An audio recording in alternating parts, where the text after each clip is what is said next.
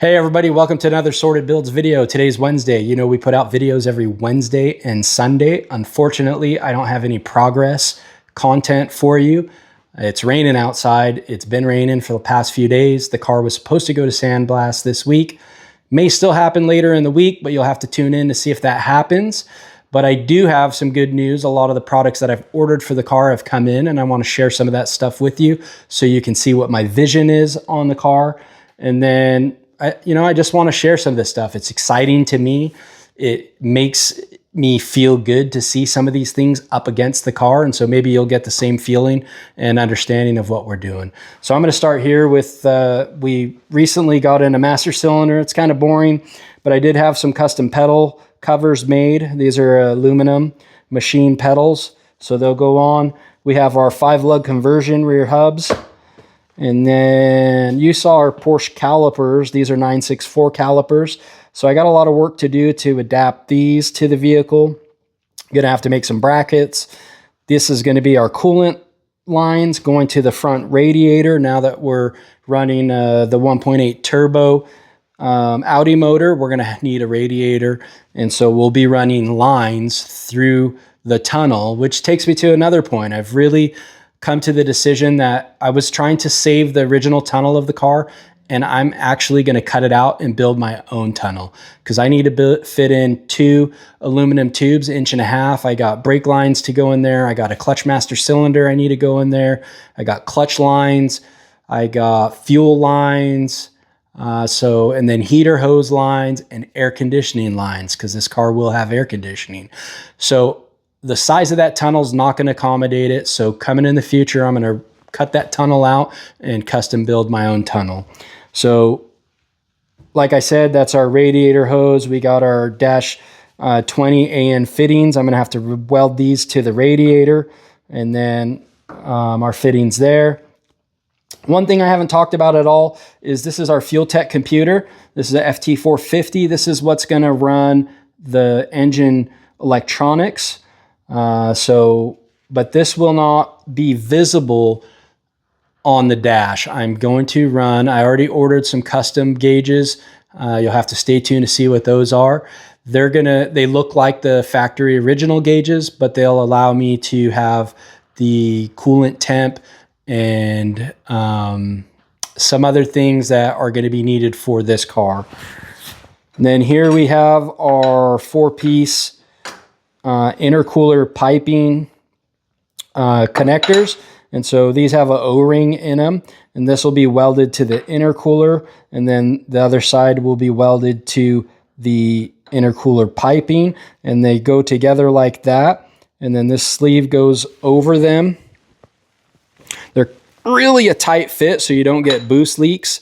So let me start over here. It's probably easier to put. If it had a little lube in there too, little silicone spray or something, that would go on a lot easier. And then these open up, and they have a locking pin, so you can see it won't close until you push that locking pin, and then it also won't open until you push the locking pin and pull the tab up. So that's how our intercooler connections are going to be. And then we'll move on here to, this is our custom steering wheel. It's a wood steering wheel. It'll have a plate here with some stainless screws. Pretty cool design. I am going to take this because the theme of this car is going to be mostly black and a Nardo gray. I'm going to take this and I'm going to sandblast it. It is embossed, so you can feel it. I'm going to sandblast it and then either Cerakote or powder coat this straight gloss black so that the gold isn't in there, because it just isn't going to tie in with the theme. So look for that in a future episode. And then, tell me what you think about the gold emblem, if you like it or not, in the comments. And then a big one that arrived yesterday, these are our wheels. These are 1552 Outlaw wheels. They have a resemblance to the older Fuchs style wheel, except for they have the cutout here. And so these are 16 by 7s in the front, and then we're going to run 16 by 8s in the rear, but I kind of have them set in there so you can see what they're going to look like. So I'm really excited about those. And then on the rear, if you look from the rear, the angle, you can see that these aren't fitting all the way in there. And then that takes me back to what I need to do to shape this quarter panel to flare it out. And so just today I bought a bead roller and I bought a English wheel, and I've decided I'm just going to make these quarter panels myself. So that'll be coming up in a video. You can see all the parts are laid out here from powder coat from our last video. And so I'm waiting on some bushings and my front hub adapters, not hub adapters, but the front 5-lug hubs that are going to go on the spindles. And then I did buy a shifter from the junkyard that came out of a MR2, and it's cable shift, so that's going to allow me to adapt the Audi transmission. One thing I've never put in the car, and I've had these actually came in before I bought the car. These are the seats that are going to go in the car, and they're kind of the theme of the interior. These are Recaro seats. They are period correct from the 70s and 80s. They've been recovered in the tartan gray. So they're going to be sweet. And then I even have some of that fabric to tie into the dash. I'm not going to show you that, but you'll have to tune in for a future episode on that. So we got more hoses here and fittings for our cooling system. And then this is our radiator that we're going to use. You can